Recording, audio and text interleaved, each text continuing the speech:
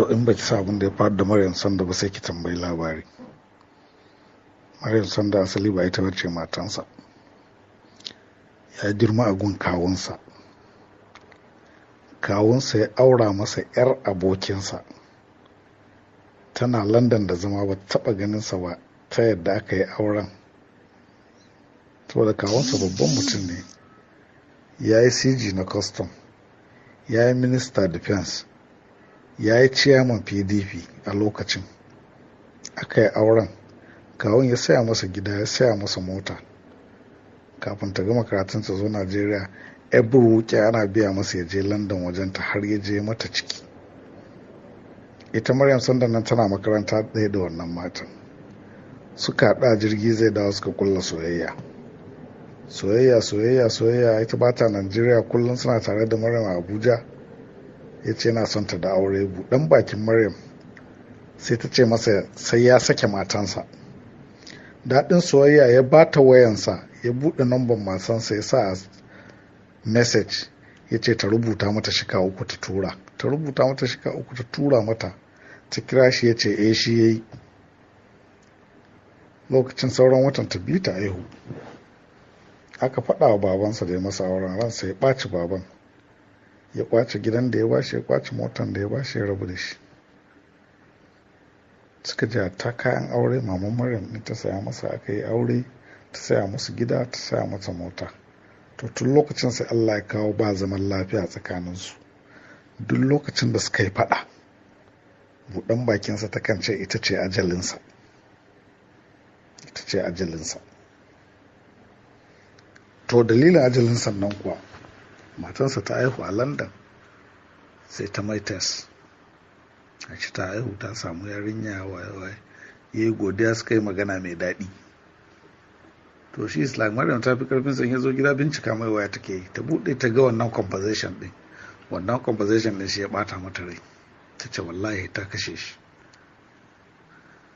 Ya yi sallar magariba zuwa isha. Ya gara ya ɓaci, ya fita daga gida ya je ke faɗa wa abokansa.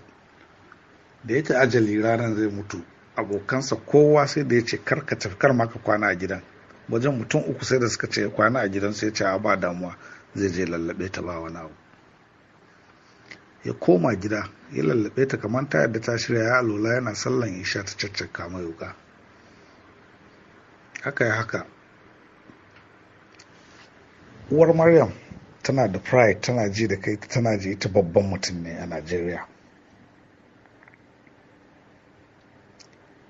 Baban yaron ne ce ya yafe, kar ma a je kotu, a bari kawai, shi ya yafe. Haka Allah ya yi ajalinsa. Buɗan bakin uwar Maryam sai take ce in ma bai yafe ba, tana in dai kuɗi ne za ta kashe kuɗi a Najeriya, Maryam ko prison ba za ta yi ba, balle a ce za a kashe ta. Faɗan haka da ta yi shine uban ya jawo shi. Ya yi Minister of Defense, former custom na CG na custom, chairman na PDP. To faɗa haka da ta yi sai ransa ya ɓace, ya ce to shi ba zai kashe kuɗi ba, amma sai ya sa an kashe ta. To uwar Maryam ita ta jawo Maryam wannan abu. Allah ya ji kan Maryam, in am hangin ɗinta Allah ya yafe mata abin da ta yi. Shi kuma da ya tafi, shi ma Allah ya ji kansa. To kin ji yadda aka yi, kina maganan akan ta aka fara, kin ji dalili. Wata kuma sakayya ne ya sauka mata, da aurenta ta je ta auri wani saboda position da aka bata. Baban Maryam immigration ne na Maiduguri. Uwar Maryam a wajen cin abinci ya same ta, ya aure ta, ya maida ta makaranta, kai ta har university, ya sama mata aiki a banki. Wani babban dan PDP ya zo Maiduguri, ya ganta, ta ɓoye masa bata da aure, suka fara nema. Ya sama mata chief executive na Community Banks Commission. Bijin bai sani ba, ta taho Abuja, ta yi aure kan aure. To sakayya ne yake sauka uwar Maryam da ishara, da kuma ita ta jawo, ita ta kashe yarta. Allah na tuba kafin.